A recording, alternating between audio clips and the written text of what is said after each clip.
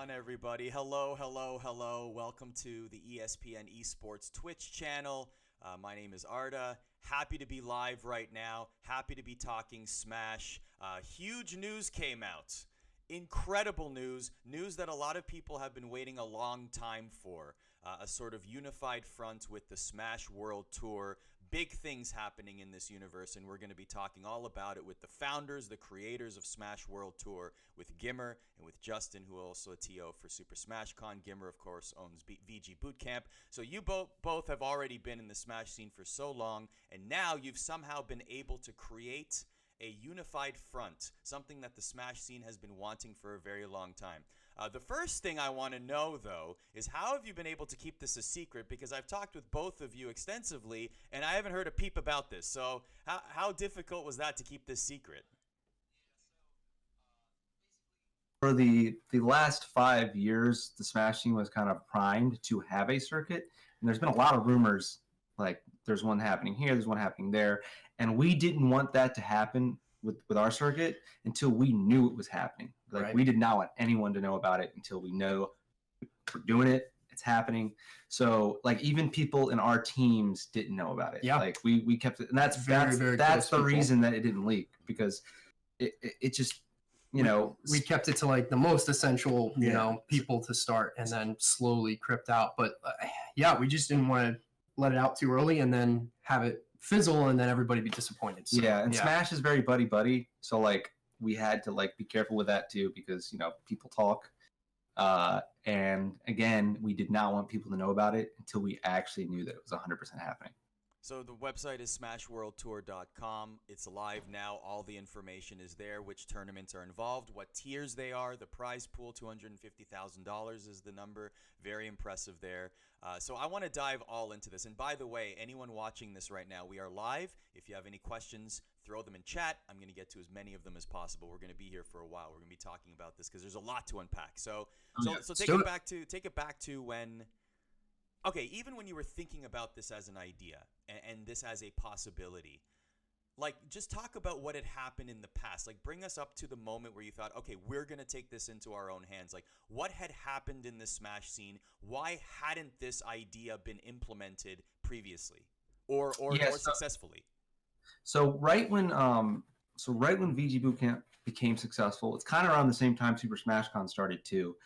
There were other people in the scene doing things like this, and I was, you know, passing off to them. They were focusing on it. They were trying to make it happen. A lot of more official people trying to make it happen. And you know, for years and years and years, we were told X, Y, Z, and then at a certain point, other people came in. So separately, actually, me and Apostle, we wanted to do our own thing, and Justin was thinking about doing his own thing. And actually, at SmashCon 2018, when it was over and we were packing up, me and him started talking, and we were like, we should make something happen. But we didn't really start seriously looking into it until I'd say June of 2019. Yeah. So yeah, he's talking about SmashCon 2018. So that's, you know, almost 2 years ago at this point.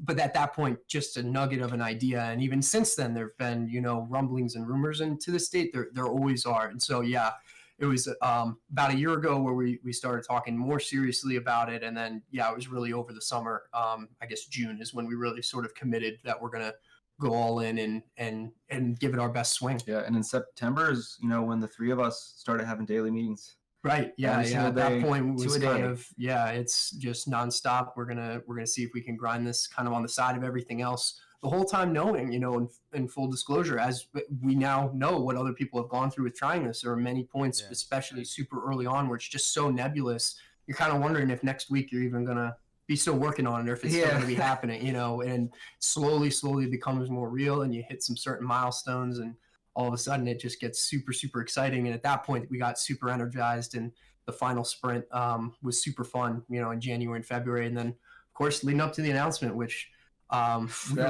blew us away. Yeah, we were so excited for it because we worked so hard because we wanted that first impression to be, you know, just really polished and, you know, really great first impression of what we're trying to put together. And we hoped it would make a splash, but we certainly didn't expect it to do what it did. So the day before the announcement is when we hit up all the players, and we didn't tell them what it was. We just told them to watch it. So they just did they have any idea at all? No, No. We just said No, it's not at something all. really big. Wow. That's all you need to know. We don't want to spoil your reaction. Which was funny because, that sort of created a sub narrative too of like, is this even going to be a cool announcement? Like, is this just bait? Well, I remember I reached out to you, GimR, and Yeah. I was like, is this something we should have on our radar? And you're like, yes. Yes, it is. And it was, and it is, absolutely. So, like, when you were talking with people, even on the DL, as you were planning this, what was their reaction like? Did they think that it would be something that could work? Was this a welcome idea? Like, what were some of the reactions you got? Yeah, I would say for the most part, super positive. I mean, I think a lot of people are, like Alan said, the whole scene's been primed for this, and so it's just everyone's been wanting it to happen. But at the same time, I would say, and it's completely fair, there was a decent amount of skepticism, you know, from people. And again, completely fair. We've been on the other side of it where people were approaching us and we're skeptical of whether it's going to happen. And these things can be very nebulous and not make it to launch. So well, it's hard for it not to be nebulous because you're trying to get 25 events, and every event wants someone else to say yes first. Yeah, So, when in general, you're also trying not to have 22, it, right? So, yeah, the catch 22 of trying to get. What was the first event other than your team to say yes? This sounds great. I'm in. Like, I would say the European events. Some of the European events, probably the first to just say yes, because the U.S. Smash scene is very well taken care of, and a lot of times, the European Smash scene feels like they aren't really, taken seriously sometimes. So they were like, heck yeah, we want to, and the fact that it's Smash Con and VG Bootcamp doing it kind of solidifies like how serious it is. Yeah. Too. What other models in other esports did you guys draw from? I guess this is sort of a question here from chat. Isle Omar 88 says, like, what can you guys take from past circuits like Capcom Cup, for example, to make the World Tour better? Were there any inspirations out there that you thought and said, this can work in Smash? Yeah. So I think a lot of people have drawn this comparison, and I mean it's even more than a comparison. I mean, we very shamelessly are really building off of what they've done. We think the Tekken World Tour is doing a lot of great stuff, from its format to how it's been building and everything with that. And so we definitely we're excited to be able to borrow a lot of elements from that. I would say that's our single biggest inspiration as far as another tour, and we even worked with some of the folks that were putting that together, the format there, to help with ours to really make it as airtight as possible. But yeah, there are a lot of tours to take different pieces and parts from, and our hope is that this is just the beginning, and we can keep building on it with all of those positives. I love the point system. Point system, yeah. I love the point system. Yeah. What was the reaction from the point system among the players? I've only seen positive. Yeah, I was going to say, I think it was one of our biggest fears, truthfully, was, I wouldn't say it's a complex point system, but it's not necessarily intuitive, as simple as just, farm as many events as you want, having the best of X system.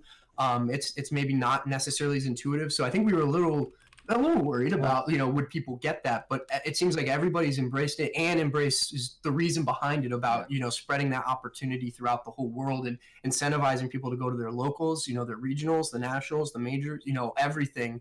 And that, but at the same time, you don't need to have burnout. You don't need to go to every single weekend, every single year, all around the world. Otherwise, you're going to get behind because somebody else is, has more resources and can fly around the world all the time. And I also think we did a really good job making that the first thing we explained with the infographic, and like just everything matching perfectly. Like, these are your platinum events, these are your gold, this is how you get your points. We want to make it if you're paying attention, you 100% get it if you watch that part of the video. We hope, anyway. So let's dive into that. I mean, all the information is available. We just threw the link in the chat, smashworldtour.com. But explain the tiers and how you decided on which tournaments go where, and also you're allowing TOs to opt in as well. So let's just explain the tiers.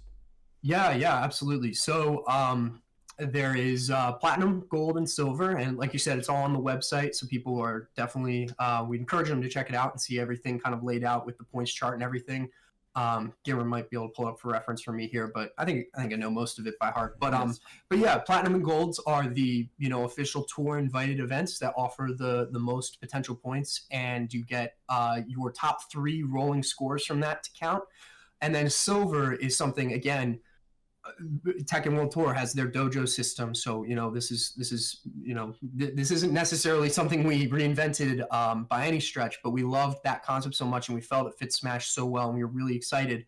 and with our amazing partner Smash GG, made it very, very easy to have events all over, communities all over the world be able to opt in for that silver tier where you get 6 of your events counting there. So we're really excited about that. And honestly, that's probably the single biggest surprise for us as far as a response that we just couldn't have predicted was, we're really excited for how this can maybe help build the scene in some lesser developed communities where they don't have as much exposure with whether it's streaming or big entrants. And we're getting opt-ins from all over the world and realizing there are these pockets of Smash communities that are bigger than we thought. And especially if they're unifying so they can meet certain thresholds to then be on the tour, then they're going to, grow and be able to build on that as well. And that's just that's coolest thing. Yeah, it's super cool. Well, just like Tekken, right? Like how Pakistan emerged as a region we never knew about. I wonder if something like that will happen in Smash absolutely. now. I am so hoping, and I think it will. Honestly, I think it'll happen. I think we're going to see some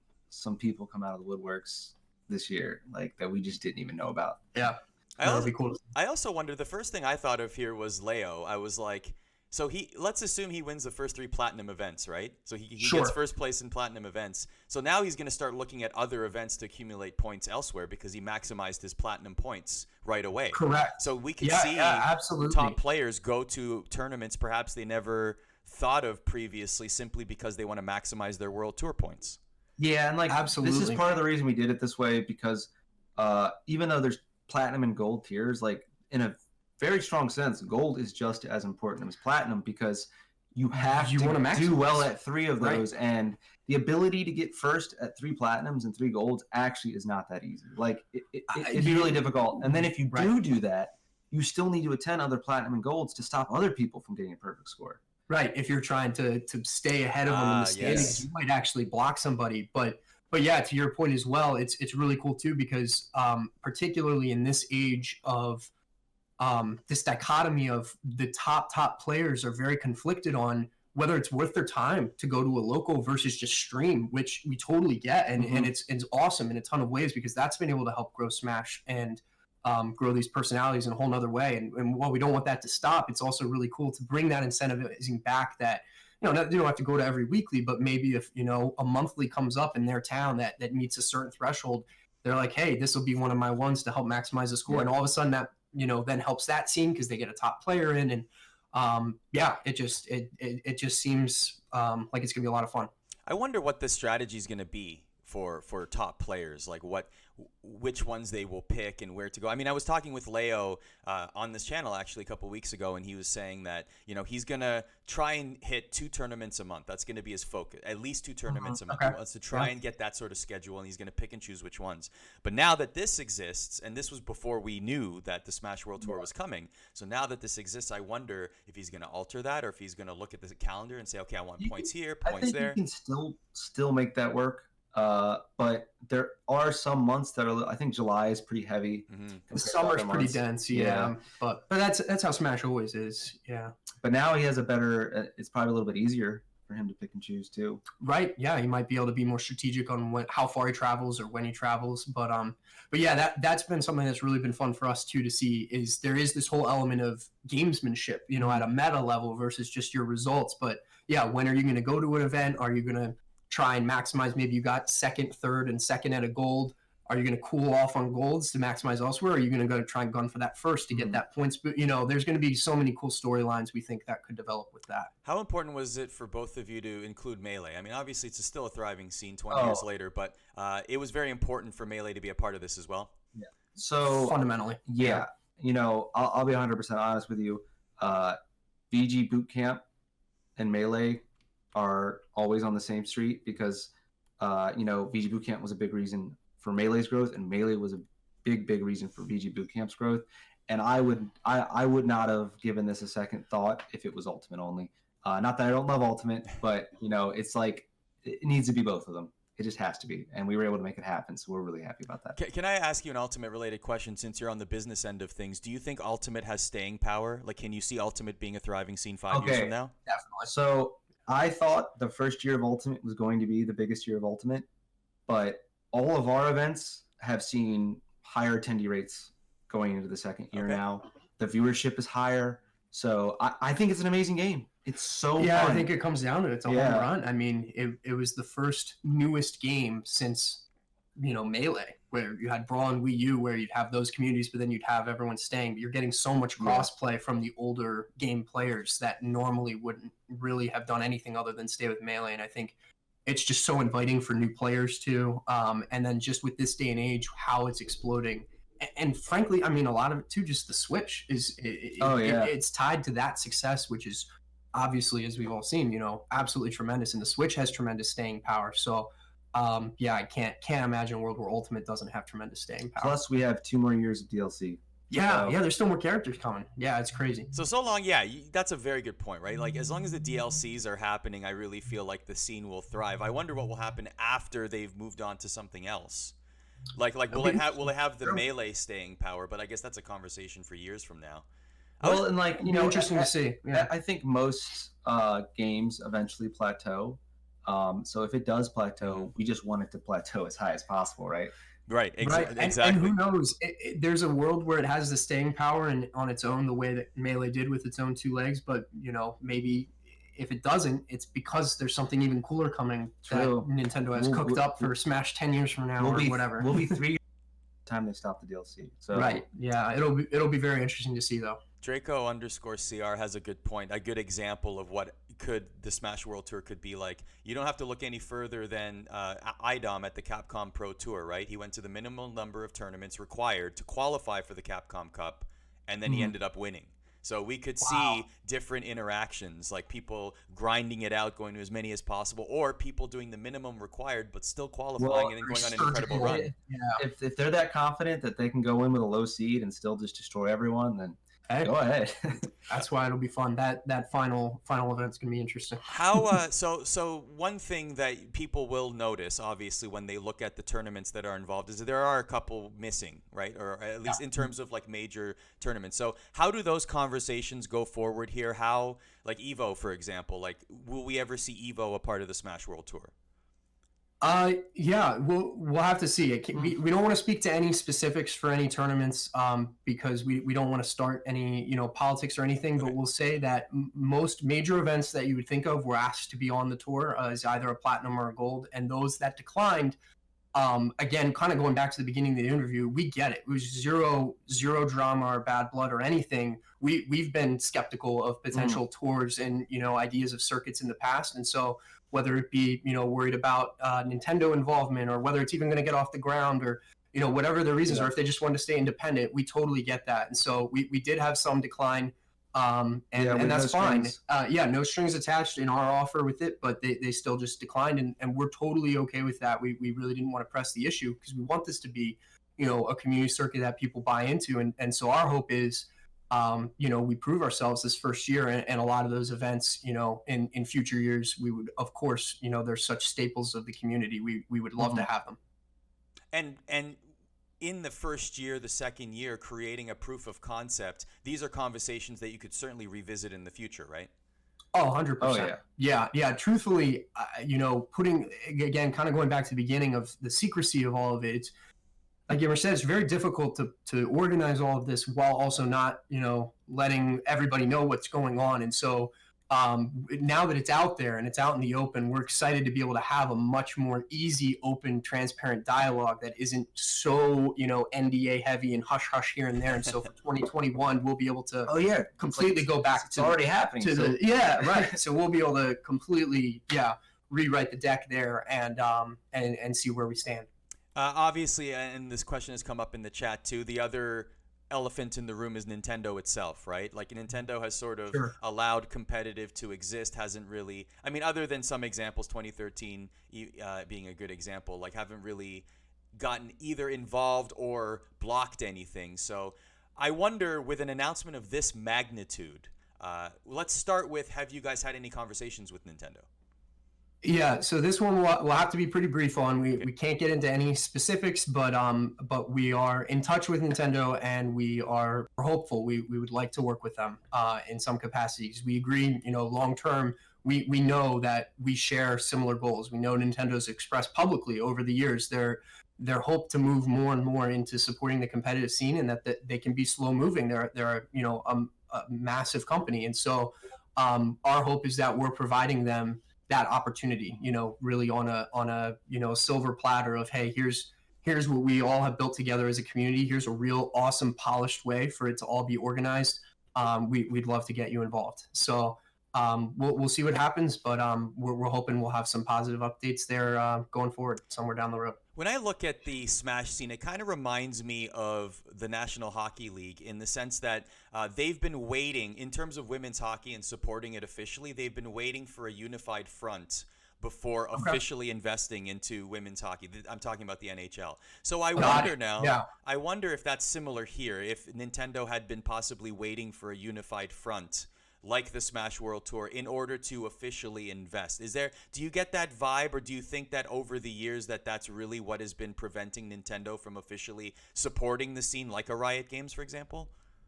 It's hard to say. Our guess would really be yours, but we're hopeful of that. What you just described, that we're giving them a vehicle that's a lot easier and established, and they get to wait for all those litmus tests to be passed and say this is it, this is legit, this would be an awesome thing to work with. So that's what we're hopeful for. So let me ask it this way then, because I know that you can't talk too much on the dealings with Nintendo. Describe however you can, describe the Smash World Tour and what it looks like in, say, 5 years. Wow. If you, whatever you can, give us a glimpse. All right. Sheesh.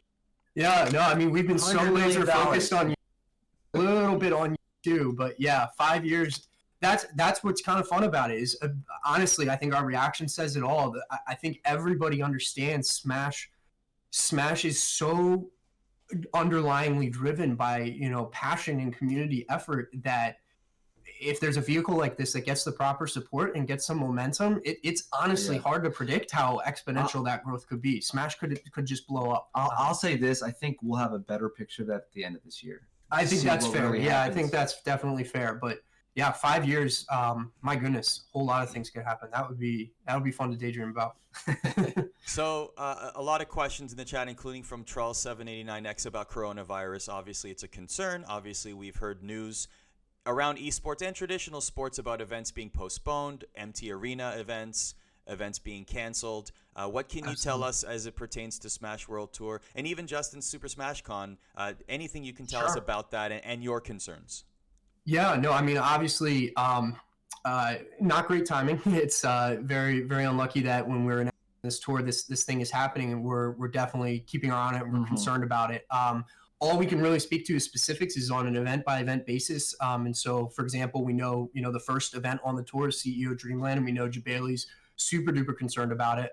And he's been talking to everybody about all the precautions they're going to take. And, all we can do really is listen to the information that's given to us and, keep monitoring it as it develops and remain hopeful. We're certainly hopeful that this is the sort of thing that maybe, figures itself out by summer when the warmer weather comes or whatever. We don't want to, speak with authority on anything here, as we don't know exactly how it's going to develop. But all we can do is keep watching, stay vigilant, and try and protect everybody as best we can. And educate the community on how to, keep themselves safe, how to keep others safe. How to stay right, and, wash your hands, I guess, But yeah, I hope that's a decently sufficient answer. But the bottom line is we're in the same boat as any other event organizer.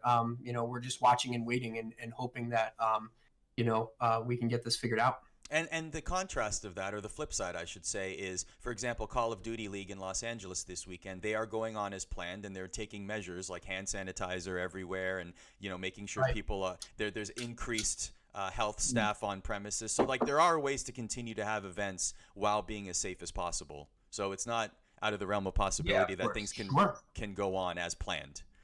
Absolutely. Let's take a couple more questions from chat. This is an interesting one from Slip SSBM. I know that I asked you guys to foreshadow 5 years, which may be, pie in the sky thinking. But in terms of this year and the success, the question is, what needs to happen in terms of success for Smash World Tour to return next year? So can you give us a glimpse on what are the sort of benchmarks or what you would consider to be a success for year one?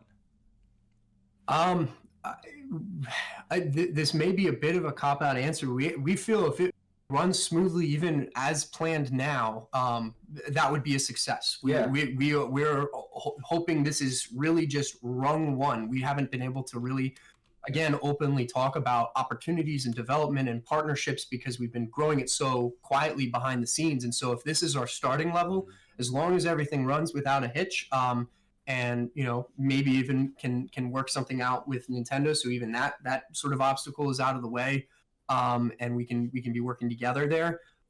We're really confident that everything's baseline right now, as far as number of tournaments, as far as prize pools, as far as coverage around the globe. This is all minimum baseline where we're hoping to grow. And so as long as we execute this year on that, there's no reason all of that wouldn't improve for next year. People are asking about the 250,000 number and the source. Whatever you can tell us, like how did that number come about, and how was that raised? Sure. Yeah. No. We've got some very generous partners in Smash EG and Twitch that are helping us, bring this to life. And so that's. Twitch is officially involved as well. Yes. Oh, wow. So Twitch and Smash EG, they should both be listed on both our website and socials. Big shout out to both of them. Again, they're both, very, very deeply rooted in the community as well, going back years at this point. And so they know as well as anybody, how badly the Smash community, really has wanted this and deserves this. And so it's really cool that we've been able to work with them. And then it also works out from a platform standpoint. They're very complimentary. And of course, everything being streamed on Twitch and being able to grow on that platform and have Smash be a bigger presence there is great.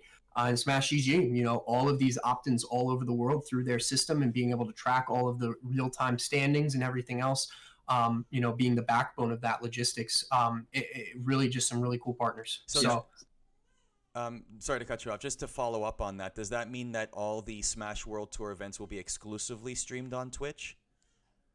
So admittedly, of course, silver events we can't necessarily control where they're streamed, but platinums and golds will all be on Twitch. Okay. But not necessarily any particular channel.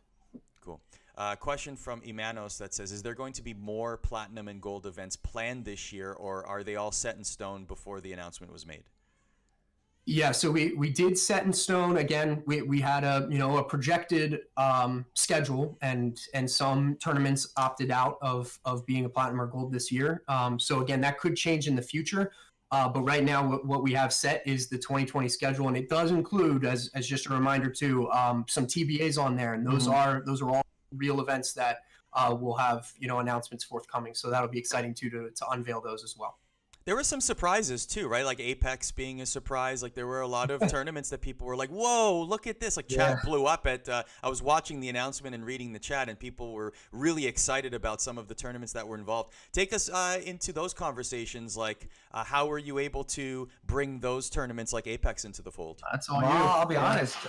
We reached out to the owners and we took over. So for DoubleDown. That's our event. Apex is our event. Obviously, for DoubleDown specifically, Reno is the head TO, and he's doing most of the legwork on it. But yeah, those are our events. So, obviously, the conversations will continue. This will grow, etc. Let's dive into just like how this will unfold and what sort of. Actually, one thing that I found very interesting. Hungrybox tweeted that. There seems to be an increased interest in organizations looking for players to sign. So it seems like there's been a ripple effect. Like, have you guys felt that and noticed that there seems to be like an increased business interest now? Yeah. So we were actually hoping that would happen. Yeah, that was. We want these players to have someone backing them so they can travel to these events risk free and really just focus on the game. Right, and that was where that tweet was really awesome to see, because we've been hearing rumblings and rumors and people telling people who tell people, so that was really cool to see confirmation of that, and even cooler to see all these players posting their resumes, and it's just such a cool thing seeing the Smash community really coming together and realizing we're still good. Yeah, we're here. You're still here. Smash community, really unifying and elevating the idea that this is now an opportunity for not just a world tour, not even just for particular top players, but for streamers, for TOs, event volunteers, for brands that want to get involved, for content creators, all the way up and down, every facet of Smash, we're hoping, sees a ripple effect growth from this. And it's just so insane that we're less than a week out of announcement and we're already starting to feel that in a lot of those different, those facets.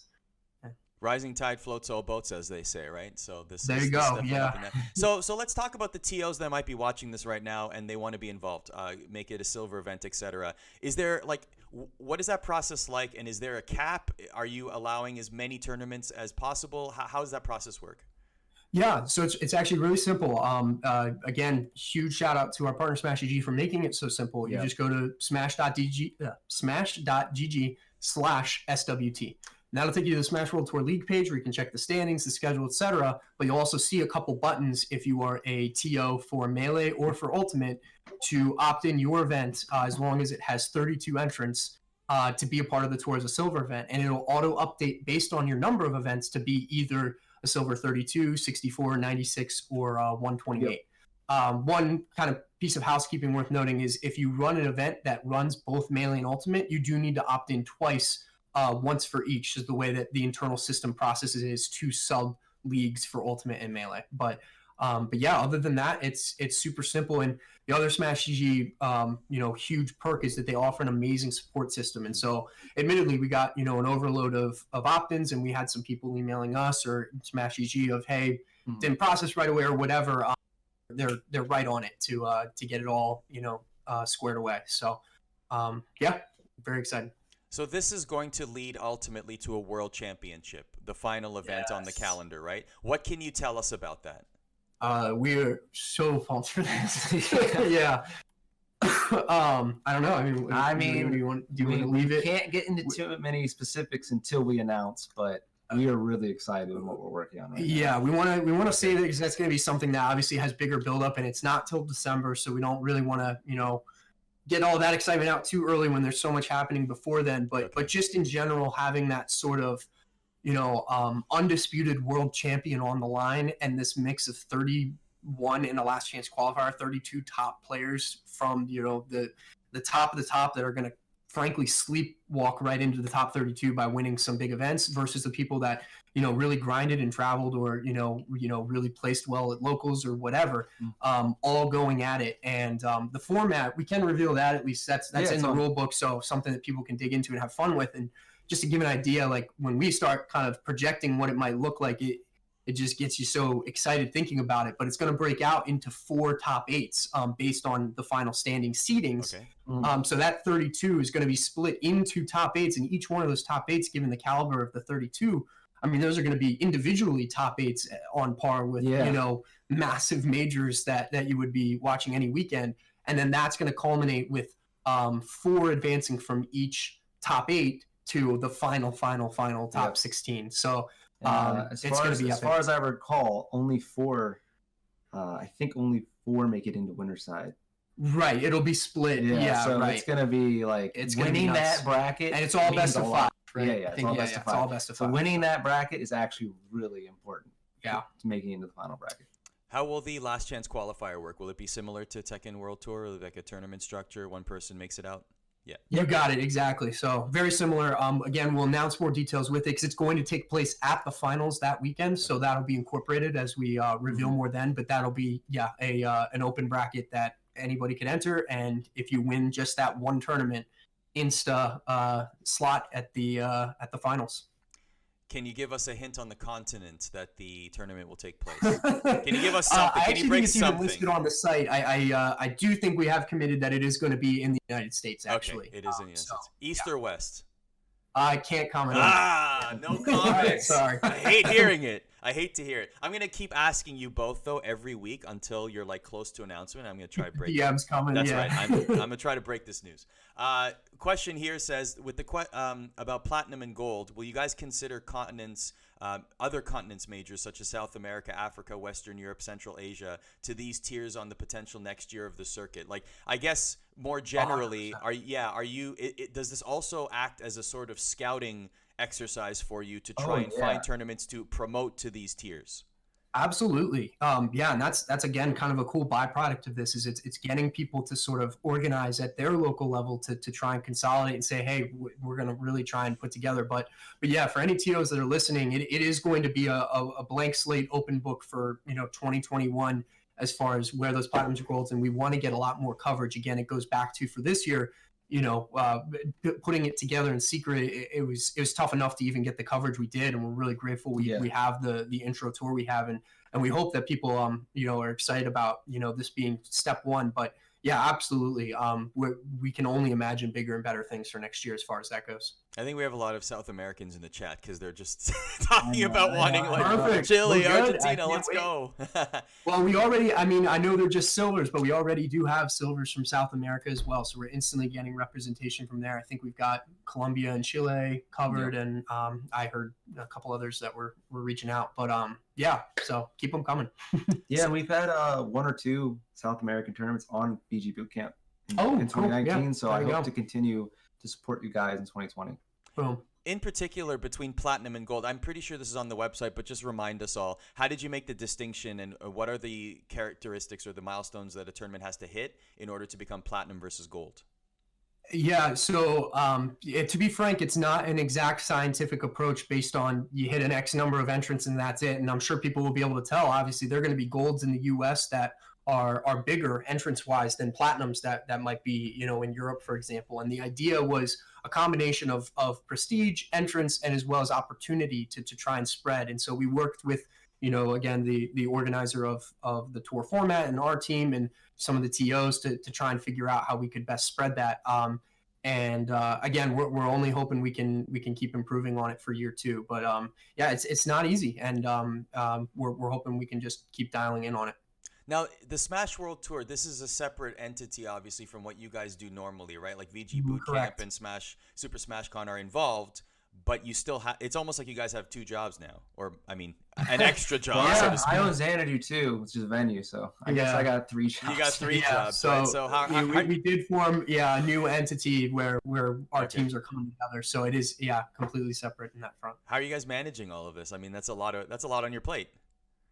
Well, and one day at a time, I guess. So we didn't have much of a choice before announcement because it was, again, so secret. So it wasn't even an option of, well, what do we do for infrastructure or building a team or anything like that? Because we needed to keep it so tight knit and make sure we kind of got it off the ground to begin with. And so that may change, though. You might see the Smash World Tour team, grow over the year, and that sort of become its own sort of operating team in that capacity.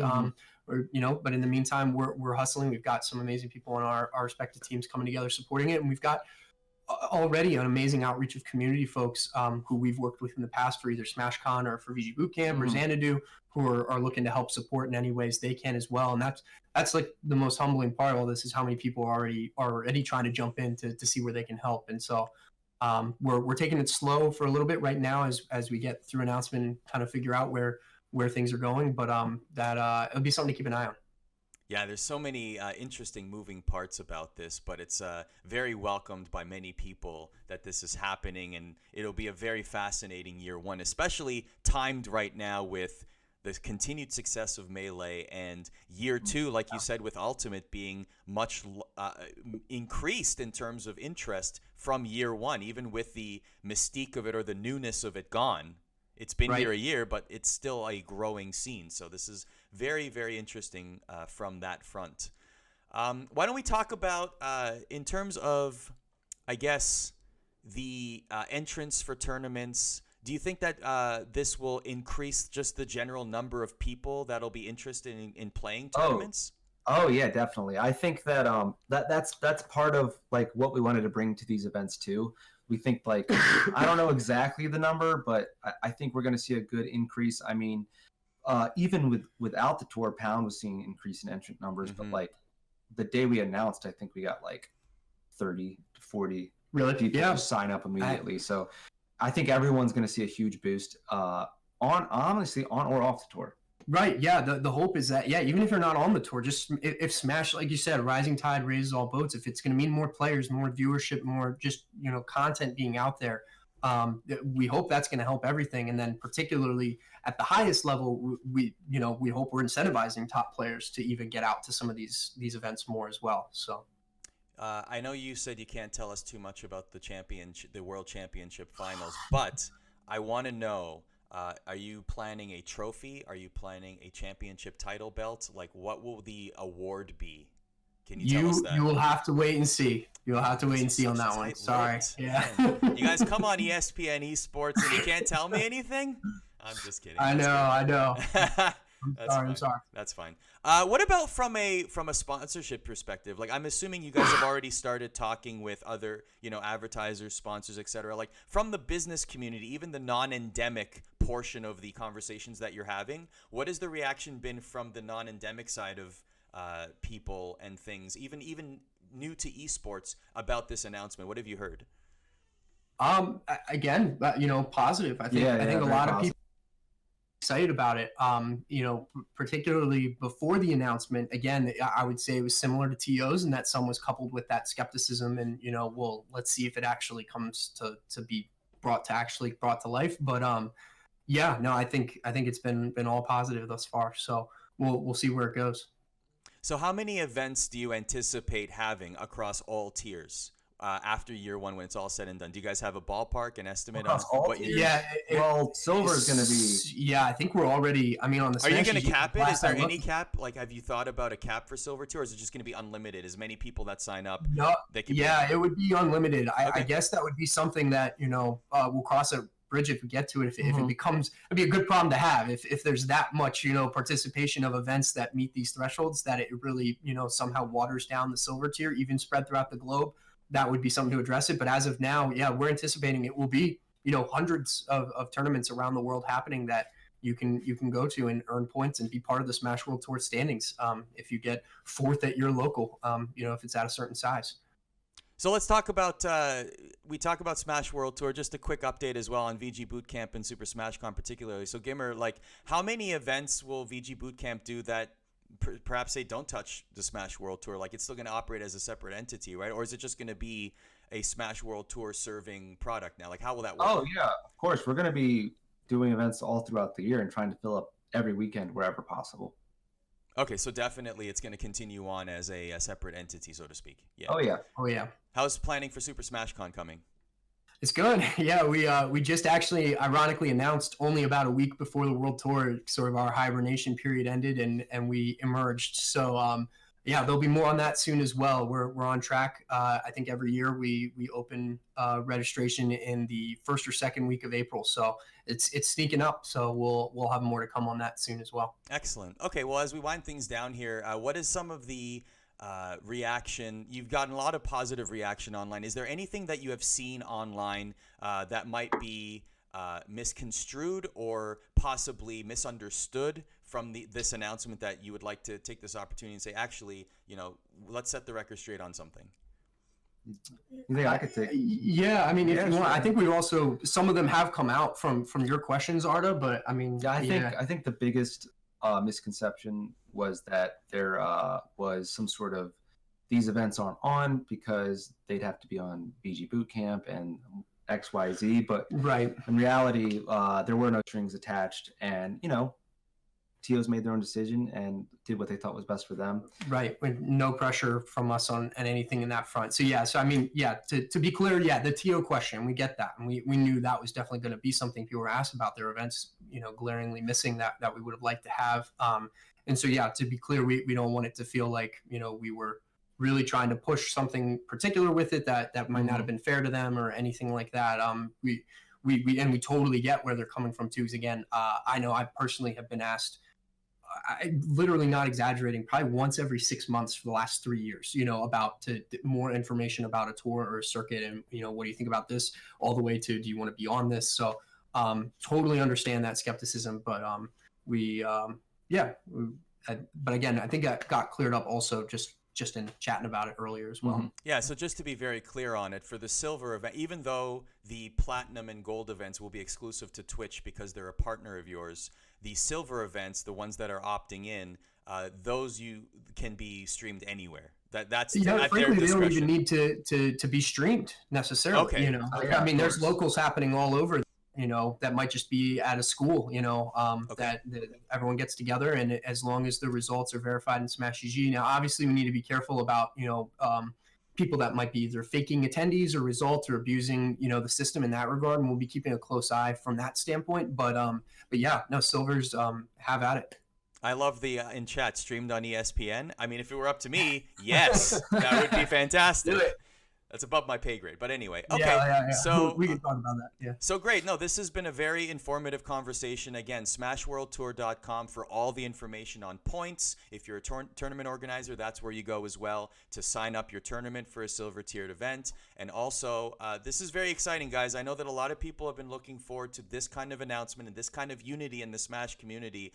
And the sky's the limit in terms of conversations like you've said. You've been talking with all the right entities. You've been making all the right connections. So we're really looking forward to seeing what comes out of this. And also from my end, I'm really looking forward to covering this and hopefully being at the World Championships, which will be in New York City. Crap, you figured it out. Yeah. We will. Yeah, I promise you just personally, Arda. Yeah. We will DM you. You will be the first to know. Okay, excellent. I'm breaking it. We break it when we break it. Excellent. We'll make that a Okay, handshake. we will break. That's excellent. That's good news. All right, gentlemen. Awesome. Well, that'll wrap things up for us here. Thank you for the questions in chat, everybody. Thank you for watching. And now you have a lot more information on Smash World Tour. Just one more time, give us all the socials. We have the website. Where can people find more information? As you said, smashworldtour.com, at smashworldtour on Twitter. Yeah, those are the two names. Those are the two spots we're keeping it focused. And then sign up for our email list on the website. Yeah. Okay, so when people sign up for the email list, what kind of information will they get? Just general updates. As events, TBAs get announced, probably the most important that people will want to be in the loop on is certainly going to be the finals, the info coming out, everything with that. Yeah. Do we have timing on that? When that will happen, or is that also a secret right now? No, we can actually reveal that. So that's actually on the schedule on the site as well. It's the weekend of December 17th through 20th. Excellent. Okay, right at the end of the calendar year. Very nice. All right, gentlemen, thank you very much for joining us here on ESPN Esports. Always appreciate your time, and I'm sure that you will be back as more information unfolds. You guys are always welcome. Awesome. Thanks so much, Arda. Yeah. Take care.